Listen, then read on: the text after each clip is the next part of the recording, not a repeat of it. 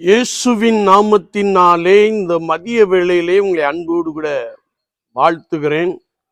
குயவனே என்ற நிகழ்வின் அடிப்படையிலே ஜெபத்தின் மேன்மையை குறித்து நாம் தியானித்துக் கொண்டே இருக்கிறோம்.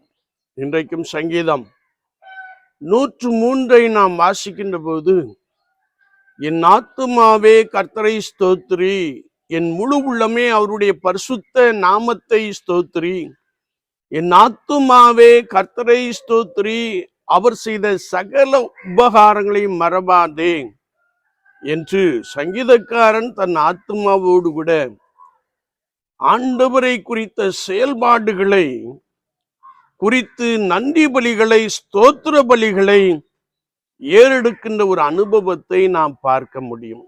வேதம் சொல்லுகிறது, ஸ்தோத்திர பலி இடுகிறவன் கர்த்தரை மகிமைப்படுத்துகிறான்.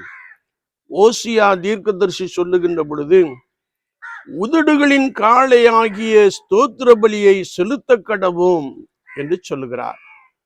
நாம் ஜெபிப்பதற்கு முன்பதாக அல்லது கர்த்தரிடத்தில் ஒன்றை கேட்பதற்கு முன்பதாக ஆண்டவராகிய இயேசு கிறிஸ்து உங்கள் வாழ்க்கையில செய்த உபகாரங்களை, நன்மைகளை எண்ணி எண்ணி நாம் அதிகமாய் ஆண்டவருக்கு ஸ்தோத்திர பலிகளை செலுத்த வேண்டும் என்பதை குறித்து வார்த்தை மிக தெளிவாக கற்றுக் கொடுக்கிறது.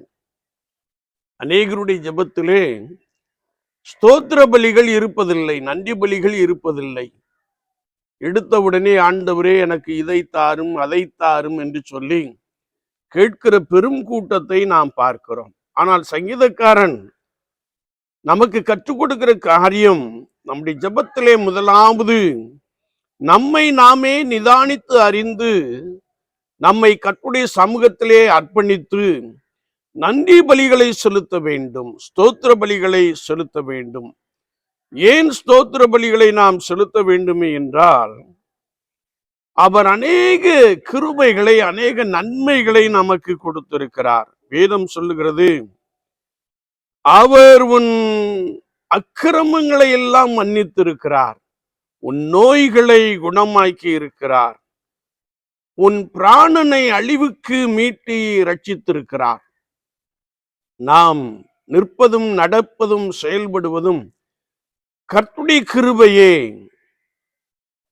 ஒருவேளை உலக வாழ்க்கையை நாம் பார்க்கின்ற பொழுது அநேகர் நம்மை விட்டு கடந்து சென்று விட்டார்கள். நாம் நிர்மூலமாகாதிருப்பது கர்த்தருடைய கிருபையே. அதை எண்ணி எண்ணி ஆண்டவருக்கு நன்றி பலிகளை, ஆண்டவருக்கு ஸ்தோத்திர பலிகளை நாம் செலுத்த வேண்டும். குறிப்பாக கொரோனா காலத்திலே நம்மோடு கூட நடந்து வந்தவர்கள், நம்மோடு கூட நன்றாய் பேசி பழகினவர்கள், நம்மோடு கூட பல காரியங்களிலே ஈடுபட்டு கொண்டிருந்தவர்கள், நோய் என்னும் ஒரே வியாதியினாலே நம்மை விட்டு பிரிந்து சென்ற காட்சியை நாம் நன்றாய் அறிந்திருக்கிறோம். ஆனாலும் நாம் நிர்மூலமாகாதிருப்பது கர்த்தருடைய கிருபையே.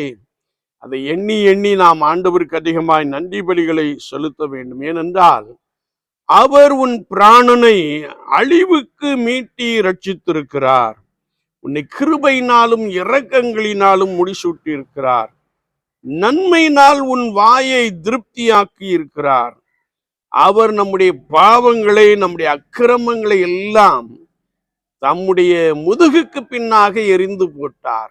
அவர் சிலுவையிலே ரத்தம் சிந்தனை நிமித்தமாக நம்மை மீட்கும் பொருளாய், நம்மை ரட்சித்துக் கொள்ளும் பொருளாய் ஆண்டவர் தம்முடைய ஜீவனையே சிலுவையிலே ரத்தம் சிந்தி நமக்காக தம்முடைய ஜீவனையே கொடுத்து மரித்து 3ஆம் நாள் உயிரோடு கூட எழுந்து என்றென்றைக்கும் ஜீவிக்கிறவராக இருக்கிறார். என்னை கேட்டுக்கொண்டு இருக்கிற என் அன்பு சகோதரனே, சகோதரியே, உங்கள் சிறு பிராயம் முதல் கர்த்தர் உங்களுக்கு செய்த நன்மைகளை எண்ணி பாருங்கள். கர்த்தர் உங்கள் பலவீனங்களை எடுத்து போட்டதை எண்ணி பாருங்கள். கர்த்தர் உங்களுடைய வாழ்க்கையில செய்த உபகாரங்களை எண்ணி பாருங்கள்.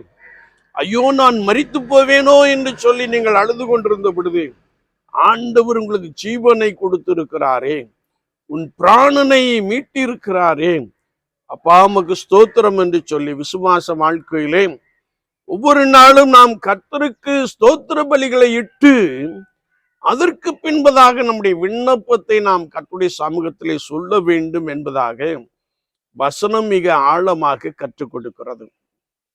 எனவே ஒவ்வொரு நாளும் கர்த்தருடைய சமூகத்திலே காத்திருப்போம். கர்த்தரை நோக்கி ஸ்தோத்திர பலிகளை நாம் செலுத்துவோம், நன்றி பலிகளை செலுத்துவோம்.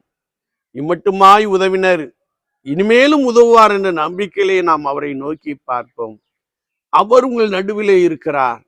அவர் உங்களுக்காக பெரிய காரியங்களை செய்வார். அவர் உங்களை ரட்சிப்பார். அவர் உங்கள் வியாதிகளை குணமாக்குவார். அவர் உங்கள் பலவீனங்களை எடுத்து போடுவார். எனவே நீங்கள் ஜெபிக்கின்ற பொழுது, என் ஆத்துமாவே கர்த்தரை ஸ்தோத்திரி, அவர் செய்த சகல உபகாரங்களை மறவாதே என்று சொல்லி ஆண்டவருக்கு அதிகமாய் நன்றி பலிகளை செலுத்துவோம். கர்த்தர் உங்களோடு கூட உங்களை பலமாய் நடத்துவாராக. ஆமீன், ஆமீன்.